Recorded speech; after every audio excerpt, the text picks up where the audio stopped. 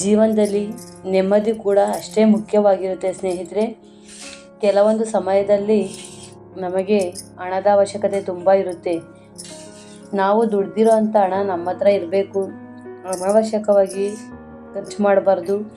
ಮತ್ತು ಬೇರೆಯವರು ಕೊಟ್ಟಿರೋ ಅಂಥ ಸಾಲನೂ ಕೂಡ ನಮಗೆ ವಾಪಸ್ ಕೊಡ್ತಾ ಇಲ್ಲ ಅಂದರೆ ಈ ಪುಟ್ಟದೊಂದು ಕೆಲಸ ಕೂಡ ಮಾಡಿ ದಯವಿಟ್ಟು ಜೀವನದಲ್ಲಿ ಹಣದ ಸಮಸ್ಯೆ ಮತ್ತು ಹಣದ ಕೊರತೆ ಆಗಲಿ ಯಾವುದು ಕೂಡ ಮತ್ತೆ ಬರೋದಿಲ್ಲ.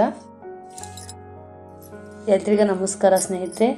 ರಾಘವೇಂದ್ರ ಸ್ವಾಮಿ ಯೂಟ್ಯೂಬ್ ಚಾನಲ್ನ ಯಾರೆಲ್ಲ ಇನ್ನೂ ಸಬ್ಸ್ಕ್ರೈಬ್ ಮಾಡ್ಕೊಂಡಿಲ್ಲ ಅಂದರೆ ದಯವಿಟ್ಟು ಚಾನಲ್ನ ಸಬ್ಸ್ಕ್ರೈಬ್ ಮಾಡಿಕೊಂಡು ವಿಡಿಯೋ ನೋಡಿ. ಯಾಕಂದರೆ ನಾವು ಹಾಕೋಂಥ ವಿಡಿಯೋ ಮೊದಲು ನೀವು ನೋಡ್ಬೋದು. ಹಾಗೆ ಸ್ನೇಹಿತರೆ, ಮನುಷ್ಯನಿಗೆ ಆರ್ಥಿಕ ವ್ಯವಸ್ಥೆ ತುಂಬ ಮುಖ್ಯ. ಹಾಗೆ ಸ್ವಲ್ಪ ರೀತಿಯಲ್ಲಿ ಅಲಂಕಾರ ಮಾಡಬೇಕು ಸ್ನೇಹಿತರೆ.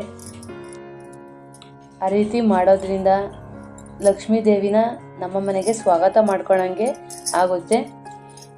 ಆದ್ದರಿಂದ ನಾವು ಯಾವುದೇ ಒಂದು ಶುಭ ಕಾರ್ಯದಲ್ಲಿ ಮೊದಲು ರಂಗೋಲಿಯಿಂದ ಪ್ರಾರಂಭ ಮಾಡ್ತೀವಿ. ಈ ರೀತಿ ಮಾಡೋದ್ರಿಂದ ನಿಮ್ಮ ಅಕ್ಕಪಕ್ಕದ ಜನಗಳಿಂದ ದೃಷ್ಟಿ ಕೂಡ ಆಗೋದಿಲ್ಲ. ತುಂಬ ಜನ ದೃಷ್ಟಿಯಿಂದನೇ ಅವರ ಜೀವನ ಚೆನ್ನಾಗಿರೋದಿಲ್ಲ.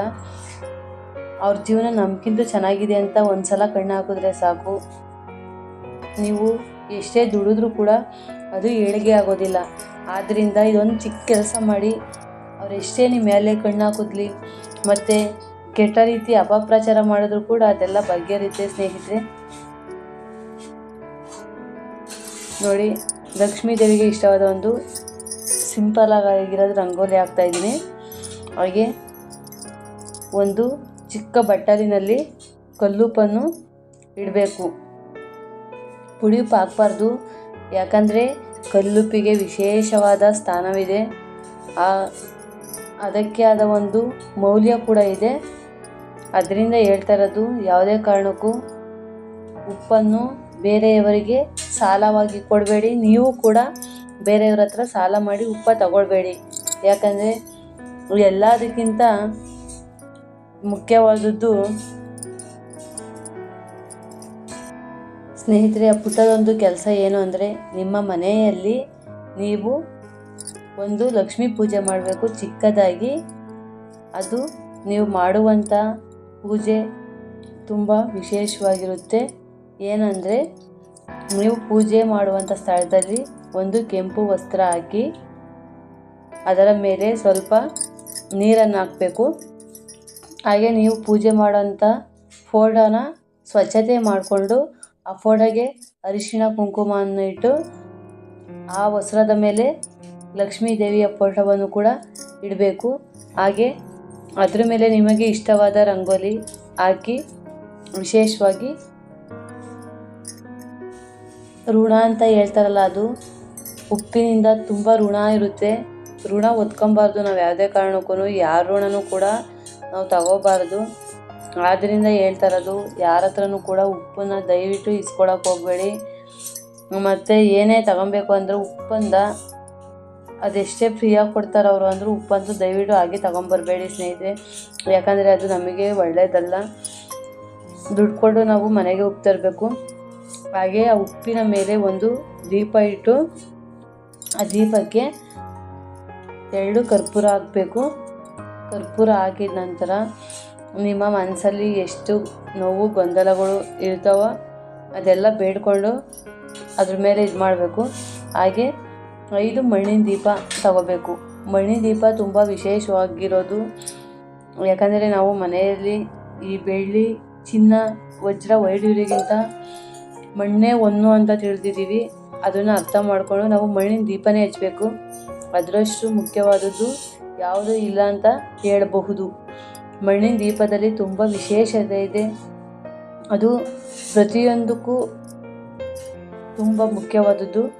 ಆದ್ದರಿಂದ ಹೇಳ್ತಾ ಇದ್ದೀವಿ, 5 ಮಣ್ಣಿನ ದೀಪ ತಗೋಬೇಕು. ಆ ದೀಪಕ್ಕೆ ಸಾಸಿವೆ ಎಣ್ಣೆ ಬಿಟ್ಟು ನೀವು ದೀಪ ಹಚ್ಚಬೇಕು ಸ್ನೇಹಿತರೆ. ಹಾಗೆ ನೋಡಿ, ಇನ್ನೊಂದು ಮುಖ್ಯವಾದ ವಿಷಯ ಏನಂದರೆ, ದಾಸವಾಳದ ಎಲೆ ಆ ದಾಸವಾಳದ ಎಲೆ ಮೇಲೆ ನಾನು ಬರೀ ಹೆಸರು ಬರೆದಿದ್ದೀನಿ. ನೀವು ನಿಮ್ಮ ಕಷ್ಟಗಳು, ತೊಂದರೆಗಳು ಏನೇ ಇದ್ರೂ ಕೂಡ ಆ ಎಲೆ ಮೇಲೆ ಬರಿಬೇಕು. ಸ್ವಲ್ಪ ಚಿಕ್ಕದಾಗಿದೆ ಎಲೆ, ಇನ್ನೊಂದು ಸ್ವಲ್ಪ ದೊಡ್ಡದು, ನಿಮಗೆ ಎಷ್ಟು ಬೇಕೋ ಅಷ್ಟು ತಗೊಳ್ಳಿ.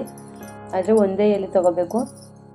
ಅದರಲ್ಲಿ ಯಾವುದಾದ್ರೂ ಒಂದು ಹಣ ಸಮಸ್ಯೆ ಯಾವುದಾದ್ರೂ ಒಂದು ಬರೀಬೇಕು.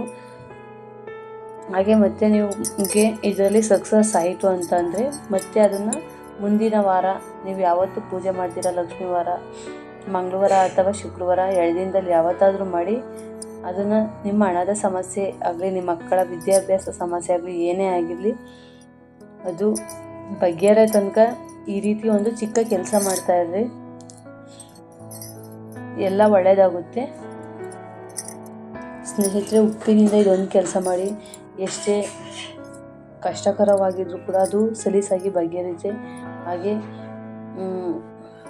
ಪಿಶಾಚಿಗಳ ಕಣ್ಣು, ದುಷ್ಟಶಕ್ತಿಗಳ ಕಣ್ಣು ಕೂಡ ನಮ್ಮ ಮನೆಗೆ ಬರೋದಿಲ್ಲ, ಹಾಗೆ ಬೀಳೋದು ಇಲ್ಲ. ಇದನ್ನೊಂದ್ಸಲ ಪ್ರಯತ್ನ ಮಾಡಿ ನೋಡಿ. ಅದರಿಂದ ನಿಮಗೆ ಒಳ್ಳೆಯದಾಯಿತು ಅಂದರೆ ಪ್ರತಿ ವಾರನೂ ಕೂಡ ಈ ರೀತಿ ಮಾಡಿ, ತುಂಬ ಒಳ್ಳೆಯದಾಗುತ್ತೆ. ಲಕ್ಷ್ಮೀ ದೇವಿಗೆ ಇನ್ನೂ ವಿಶೇಷವಾಗಿರುವಂಥದ್ದು ಸುಗಂಧಿತ ಇರುವ ಹೂವುಗಳು, ಗುಲಾಬಿ ಮತ್ತು ಮಲ್ಲಿಗೆ ಹೂವು ಇನ್ನೂ ತುಂಬ ಇದ್ದಾವೆ. ಆದರೆ ನಿಮ್ಮ ಮನೆಯಲ್ಲಿ ಯಾವುದು ಅನುಕೂಲವಾಗಿರುತ್ತೋ ಅಂಥ ಹೂಗಳಿಂದ ಆ ತಾಯಿಗೆ ಪೂಜೆ ಮಾಡಿ.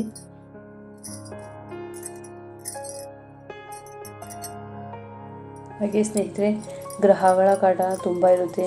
ನಮಗೆ ಯಾವುದೇ ಒಂದು ಕೆಲಸ ಮಾಡಬೇಕು ಅಂದರೂ ಅದಕ್ಕೆ ತುಂಬ ಅಡೆತಡೆಗಳು ಇರುತ್ತವೆ. ಅವರೆಲ್ಲ ಕೂಡ ಈ ಪೂಜೆನ ಮಾಡ್ಬೋದು, ತುಂಬ ಸರಳವಾಗಿ ಮಾಡ್ಬೋದು. ಮತ್ತು ಈ ಪೂಜೆ ಮಾಡಬೇಕಾದ್ರೆ ದಯವಿಟ್ಟು ನೀವು ಯಾವುದೇ ಕಾರಣಕ್ಕೂ ಗುಟ್ಟಾಗಿ ಪೂಜೆ ಮಾಡಬೇಕು. ಅಂದರೆ ಯಾರಿಗೂ ಕೂಡ ಹೇಳ್ಕೊಳ್ಬಾರ್ದು ನಾನು ಈ ರೀತಿ ಪೂಜೆ ಮಾಡ್ತೀನಿ ಅಂತ. ಇದು ತುಂಬ ಮುಖ್ಯವಾದದ್ದು. ಆದ್ದರಿಂದ ಯಾರಿಗೂ ಕೂಡ ಹೇಳಕ್ಕೆ ಹೋಗಬೇಡಿ.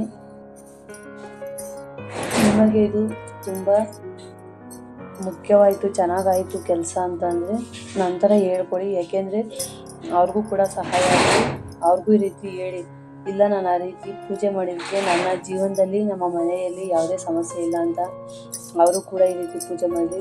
ಸ್ನೇಹಿತರೆ, ಈಗ ಮಣ್ಣಿನ ದೀಪನ ಹಚ್ಚಿಬಿಡಬೇಕು. ಹಚ್ಚಿದ ನಂತರ ಲಕ್ಷ್ಮೀ ದೇವಿಯ ಕೆಲವು ಮಂತ್ರಗಳು ಮತ್ತು ಅಷ್ಟೋತ್ತರಗಳು ನಿಮಗೆ ಯಾವುದು ಬರುತ್ತೋ ಅದನ್ನು ಹೇಳ್ಕೊಳ್ಳಿ. ಆದರೆ ಯಾರಿಗೂ ಕೇಳಿಸೋ ರೀತಿ ಮಂತ್ರಗಳನ್ನು ಹೇಳೋಕ್ಕೆ ಹೋಗಬೇಡಿ. ನಿಮ್ಮ ಮನಸ್ಸಿಗೆ ಮಾತ್ರ ಗೊತ್ತಿರಬೇಕು. ಅದು ಒಂದೇ ಸಾಲಾಗಲಿ ಇಲ್ಲಾಂದರೆ ಇನ್ನೊಂದು ಸಾಲಾಗಲಿ ಸ್ವಲ್ಪನೇ ಆಗಲಿ ಅದನ್ನು ಸ್ವಚ್ಛವಾಗಿ ನೀಟಾಗಿ ಹೇಳಿ. ಯಾಕಂದರೆ ಮಂತ್ರಗಳನ್ನೆಲ್ಲ ತಪ್ಪಾಗಿ ಹೇಳ್ಬಾರ್ದು. ಅದರಿಂದ ನಾವೇನು ತುಂಬ ಹೇಳಬೇಕು ಅಂತ ಏನಿಲ್ಲ, ನಿಮ್ಗೆ ಎಷ್ಟು ಬರುತ್ತೋ ಅಷ್ಟೇ ನೀಟಾಗಿ ತಪ್ಪಿಲ್ದಂಗೆ ಹೇಳಿ. ಹಾಗೆ ದಾಸವಾಳದಲ್ಲಿ ನೀವು ನಿಮ್ಮ ಕಷ್ಟಗಳನ್ನು ಕೂಡ ಬರೆದಿರ್ತೀರಲ್ಲ, ಅದನ್ನು ದೇವರ ಮುಂದೆ ಆ ರಂಗೋಲಿ ಮೇಲೆ ಇಡಬೇಕು. ನೀವು ಬರೆದಿರೋಂಥ ಅಕ್ಷರಗಳು ಯಾರಿಗೂ ಕೂಡ ಕಾಣಿಸ್ಬಾರ್ದು. ಆ ರೀತಿ ಇದು ಮಾಡಬೇಕು. ನಿಮಗೆ ಮಾತ್ರ ಗೊತ್ತಿರಬೇಕು ಅದು ನಾನು ಏನು ಬರೆದಿದ್ದೀನಿ ಅಂತನ.